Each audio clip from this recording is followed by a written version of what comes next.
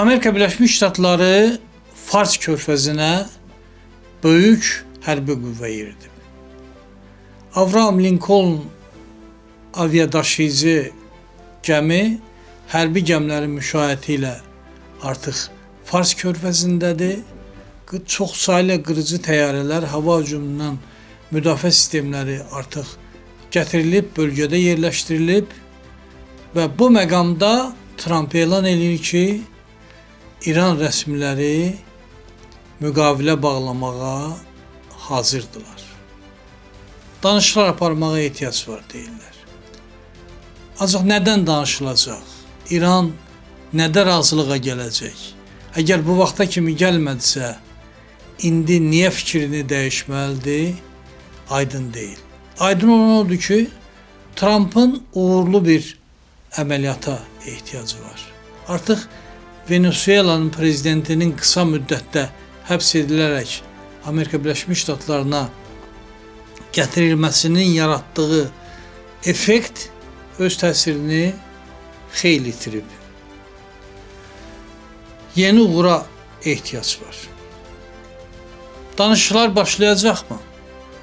Çox güman ki, əgər başlasa da qısa müddətdə uğursuzluqla nəticələnəcək. Çünki indiyə qədər dəfələrlə həm Amerika Birləşmiş Ştatları ilə, həm də Avropa üçlüyü ilə İran rəsmiləri danışıqlar aparıblar, öz mövqelərindən imtina eləməyiblər. Söhbət nədən gedir? Amerika Birləşmiş Ştatları və Avropa ölkələri tələb eləyirlər ki, İran özünün nüvə proqramından və ballistik raketlərlə bağlı proqramından imtina eləsin. İran da bunu qətiyyən qəbul eləmək istəmir. Nüvə proqramından imtina tələbi nədən ibarətdir? Amerika Birləşmiş Ştatları qəti şəkildə deyir ki, İran öz ərazisində uranı zənginləşdirə bilməz.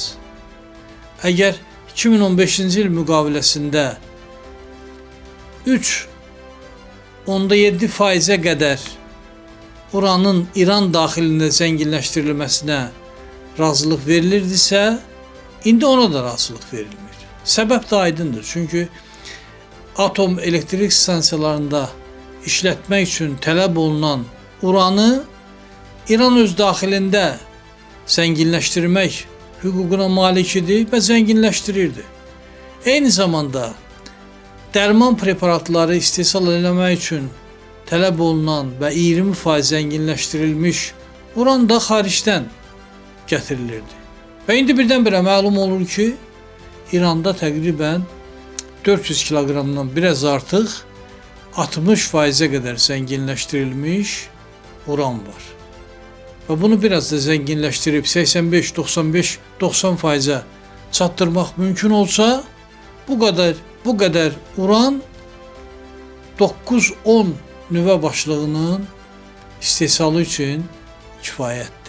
Yəni artıq təhlükəli həddə qədər uran zənginləşdirilib. Və bu da təbiidir ki, Qərbi kifayət qədər narahat eləyir. Bu səbəbdən tələb olunur ki, uran İran daxilində deyil, İran xaricində zənginləşdirilsin. Bunun üçün xüsusi konsorsium yaradılsın Ərəb dövlətləri ilə birlikdə və buna həm BMT, həm MAGATE nəzarət eləyə bilsin. Amerika Birləşmiş Ştatları da bu prosesdə iştirak eləsin və zənginləşdirilmiş uran İrana kənardan gətirilsin. Yəni həmin konsorsium vasitəsilə zənginləşdirilmiş uran İran daxilinə gətirilsin və atom elektrik stansiyalarında istifadə olunsun. İran bunu qəbul eləmir. Uranı zənginləşdirmək imkanı mənim qürurumdur deyir və mən bundan imtina etmək fikrində deyiləm. Eyni zamanda onu da əsas gətirirlər ki, 2003-cü ildə Ayətullah Xameneyi fitva verib və nüvə silahını qadağan eləyib. İstehsal oluna bilməz deyir İranda. Və dəfələrlə çıxışlarında nüvə silahını haram adlandırıb. İndi buna inanıb Qərb sakitləşə bilərmi? davranışlarından görünür ki inanmırlar ve sakitleşmirlər. Eyni zamanda balistik raketlerle bağlı da problem var. İrandan tələb olunur ki, bu proqramdan da imtina eləsin və mövcud balistik raketlərin də sayını azaltsın. İndi əgər danışıqlar olsa, İranın öz mövqeyindən çəkilməyəcəyi aydındır. Yəni çox qısa çəkəcək bu danışıqlar. Və çox güman ki, Amerika Birləşmiş Ştatları İrana növbəti zərbələr indirmək qərarına gələcək. Əhalinin vəziyyəti çox ağır.